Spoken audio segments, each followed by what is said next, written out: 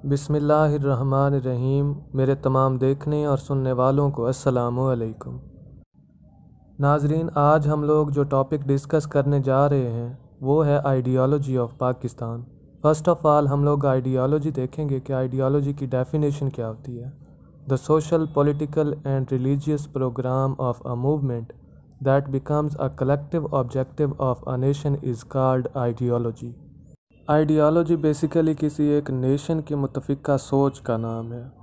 हम लोग कह सकते हैं कि जब एक कौम कोई ख़ास मकसद हासिल करने के लिए किसी सोच पर मुत्तफ़िक हो जाती है तो इस सोच को उस कौम की आइडियोलॉजी या फिर नज़रिया बोला जाता है।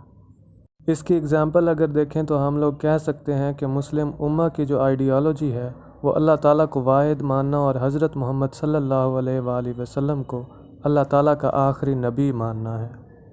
अब हमारे पास आ जाती है ideology of Pakistan. Ideology of Pakistan is the name of implementation of Islamic principles on persons, on groups and on government, and Islam should be stronger than the strongest forces hair.